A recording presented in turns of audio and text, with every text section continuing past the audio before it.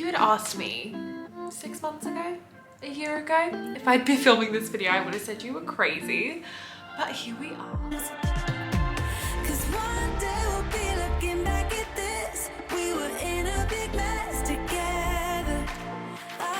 Hello guys, welcome back to my channel. If you are new here, my name is Amara and I am a yoga teacher currently based in Dubai.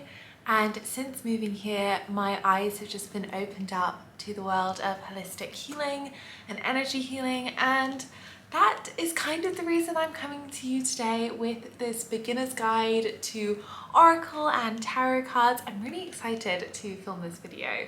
If you had asked me 6 months ago, a year ago, if I'd be filming this video, I would have said you were crazy.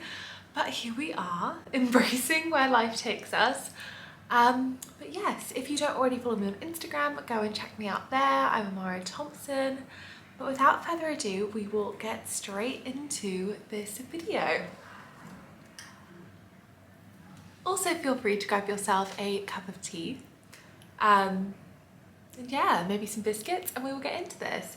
So chances are, if you are here, it means you're probably a little bit interested in maybe what oracle cards or tarot cards are, and you're maybe interested in learning how to maybe use them and add them to your mindfulness or spiritual rituals or routines, or maybe you really want to learn how to read tarot.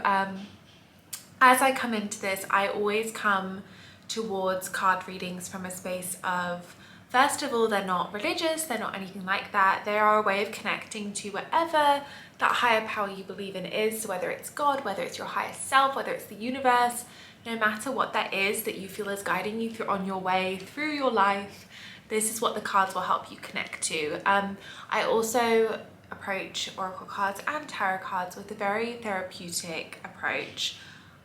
The change that they can make, especially for others, but also for ourselves, when we look at these cards and they bring guidance or reassurance or confirmation that we're doing the right thing, that can give people so much more confidence. It can help people find so much more self-love.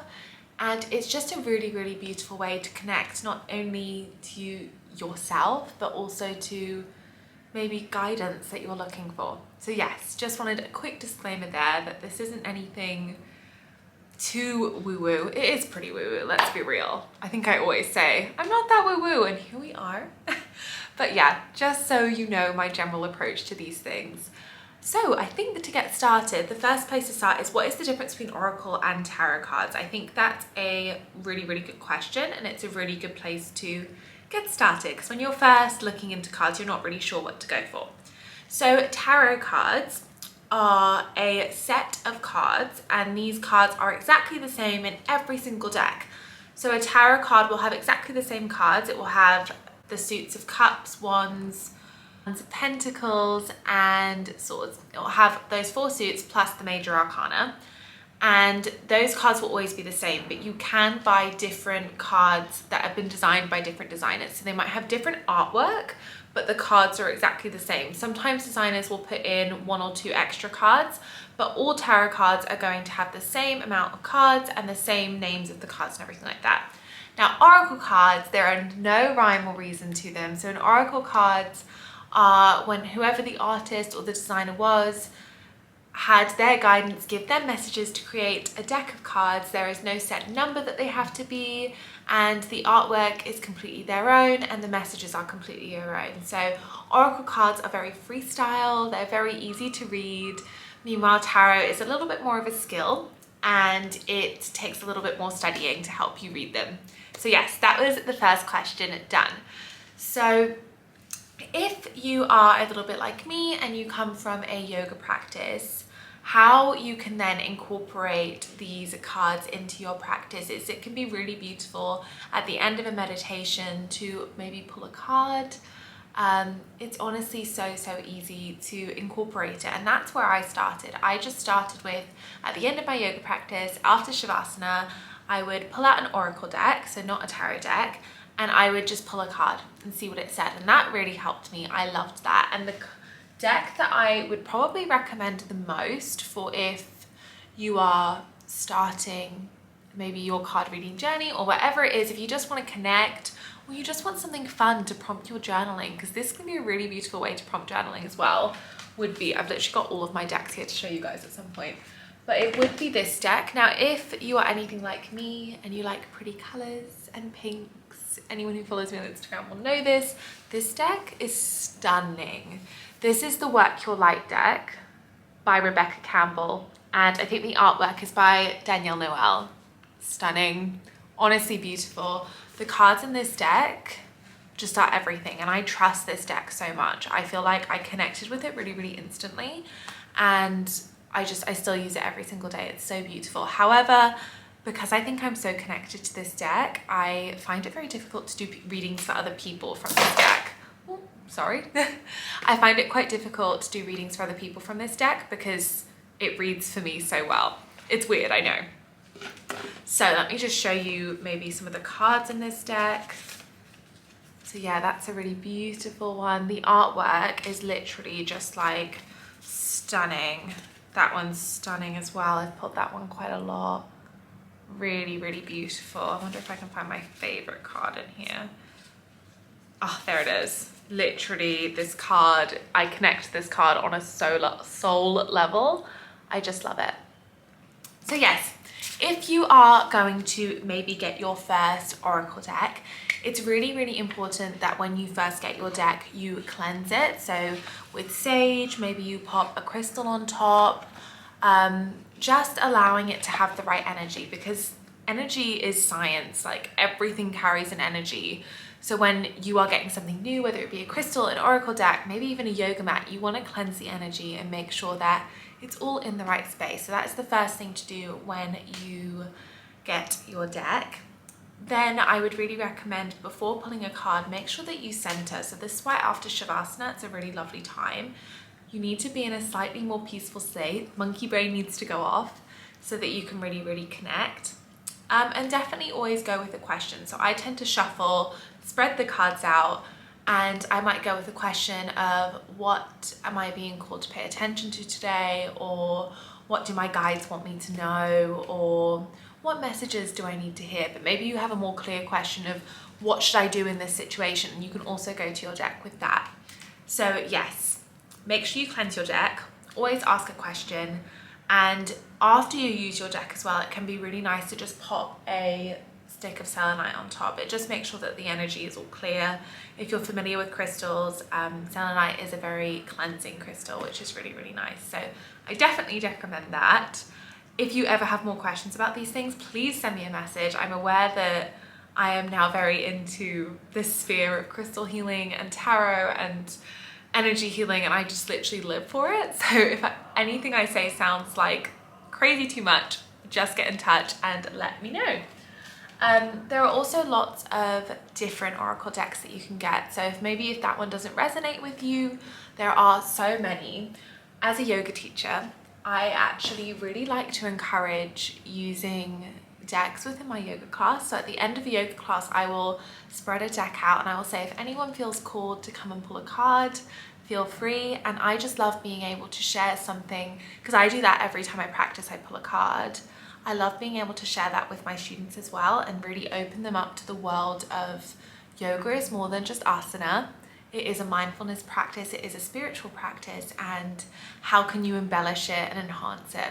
So the deck that I love to use for this, and honestly this deck is just, it's amazing for this, is the Yogic Path deck by Sahara Rose. And this is amazing because it has like yoga philosophy on it. So it's so beautiful as a yoga teacher to bring to my students. And not only are they pulling a card, but they're also learning a little bit more about yoga philosophy, which I live for.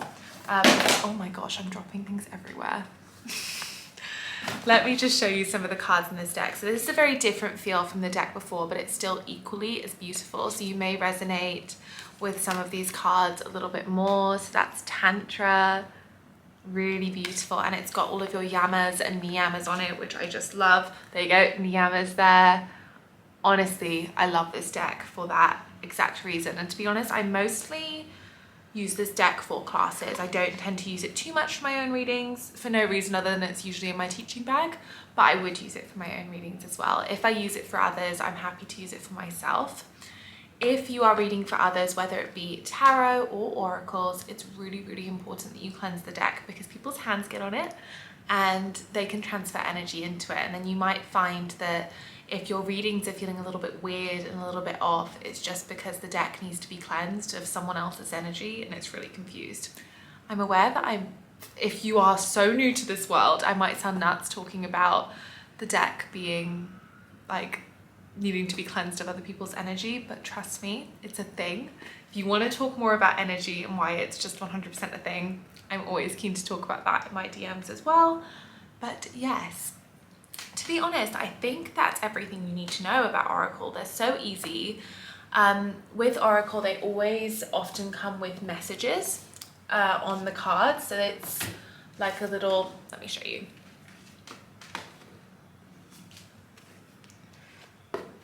So with an Oracle deck, it will always come with a guidebook. So this guidebook will have all of the meanings to the cards in them. And then when you pull the card as well, so this one, when you pull it, you can see it has the name, which is Pillar of Light, and then it's also got a little description as well as a prompt. With tarot, you wouldn't have that, but that's why Oracle is so user-friendly. And then you would go in and just check the meaning in the guidebook for some more clarity.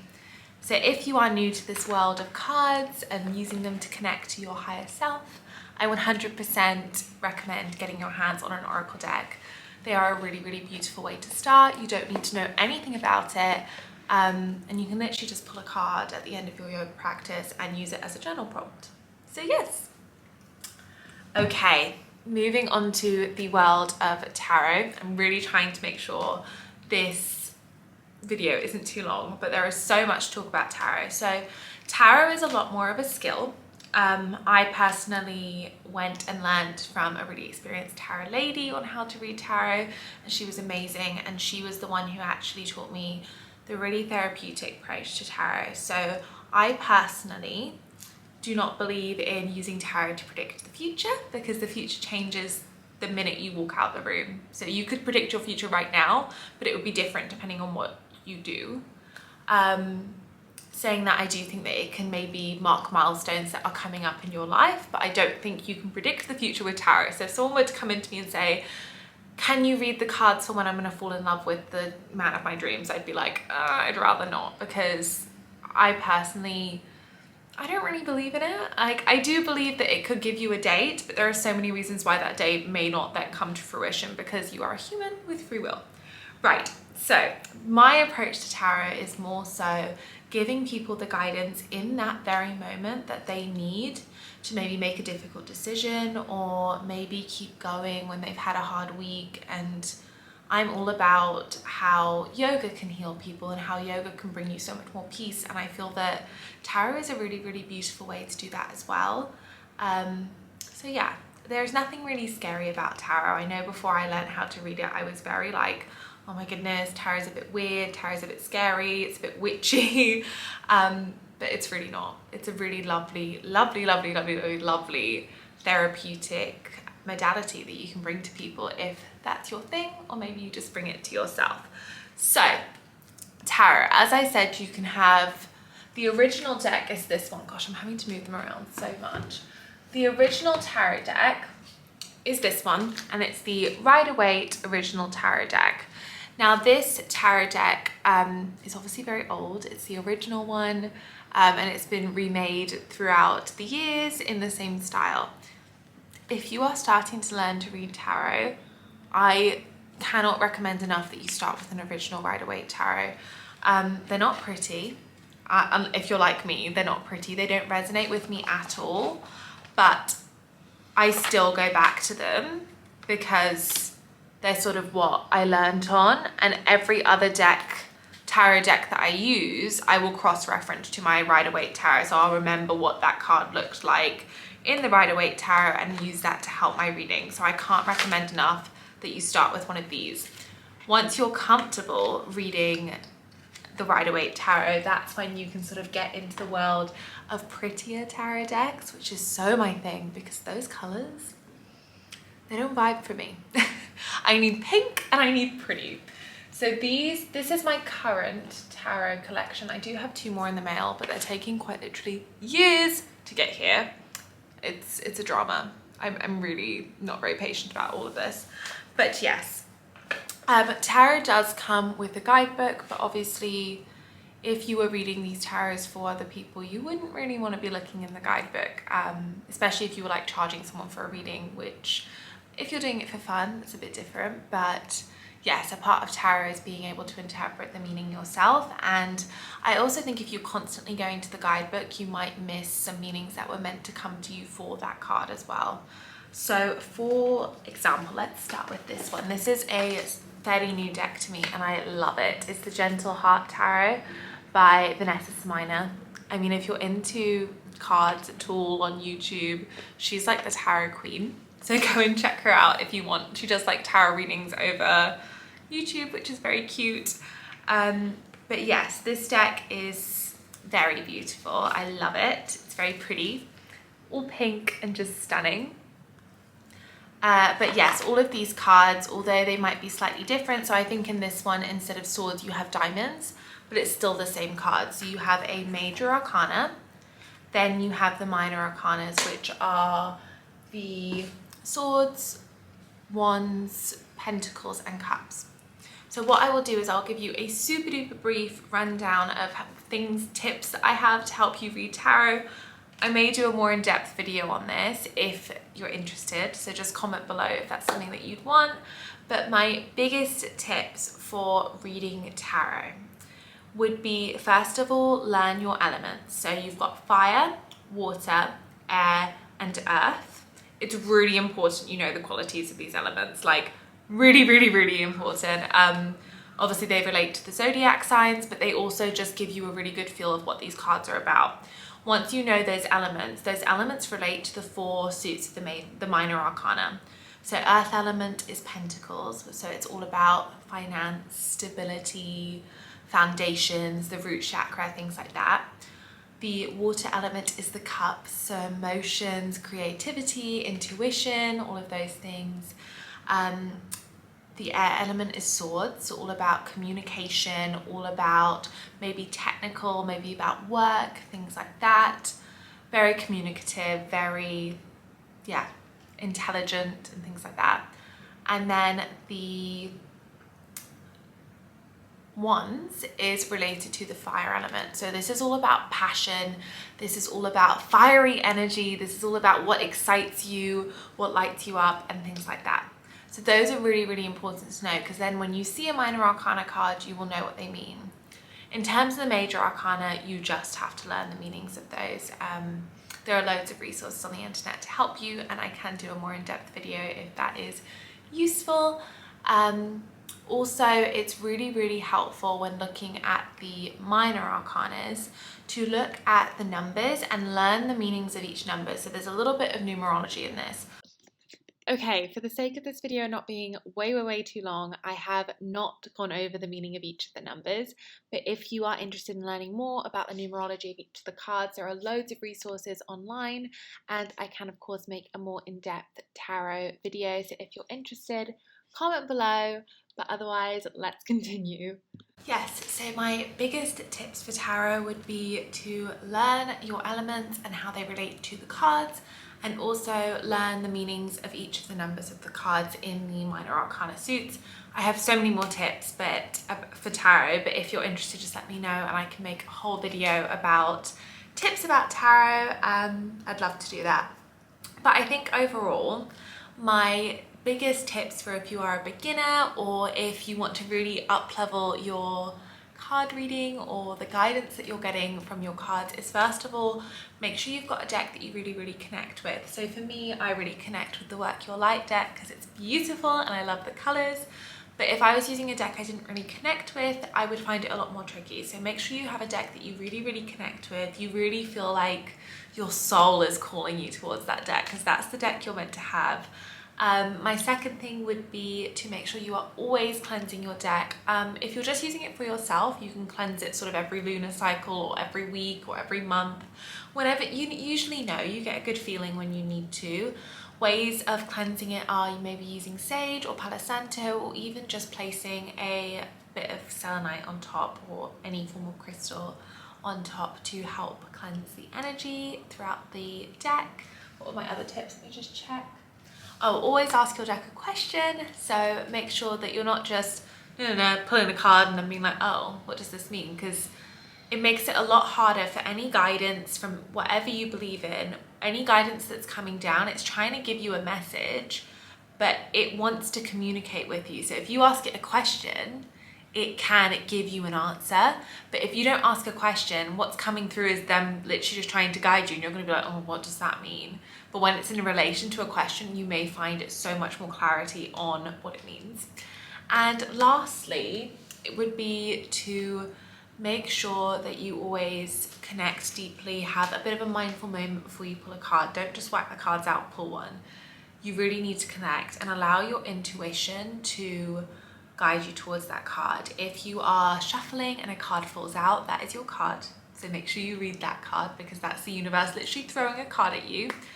And if you sort of close your eyes, connect in, you're saying to yourself, what messages do I need to see today? The minute you open your eyes, the card that you see immediately before you're even really thinking, that is your card. So don't have a think, sort of go through, pull the first card you see, because that's the card you're meant to have. We so often have our intuition there and then our mind takes over. Allow yourself to be intuitively guided towards these cards.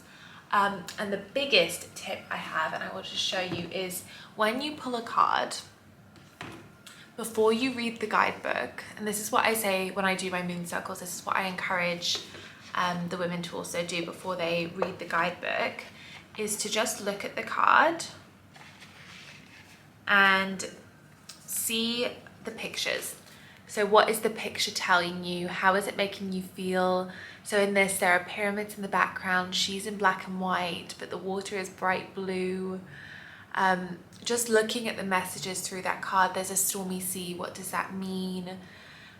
Why is she in hiding? And things like that. It's really exploring it, and you will find that the meanings might be hidden in the pictures in the card before you even read the guidebook. The pictures are there for a reason. It's why it's so important that you connect with them. But really, really analyze the card and then read the meaning, because that will help you so much. So yes, I think that is all my beginner tips for doing your own card readings or starting to add card readings to your mindfulness practices. As I said, if you are interested in learning more about tarot, please let me know and I can create a video all about that. If you are interested in anything else and want to request a video, I would love it. Just let me know. But I hope you have a lovely, lovely rest of your day. If you want to catch up with me elsewhere, my name on Instagram is Amara Thompson, and I am a yoga teacher, and I have a online membership called the Move with the Moon membership, where we flow and have yoga classes that are aligned with the lunar cycles. So if that sounds like your cup of tea, it will be linked below. I would absolutely love to have you. And yes, I will see you in my next video. Bye guys.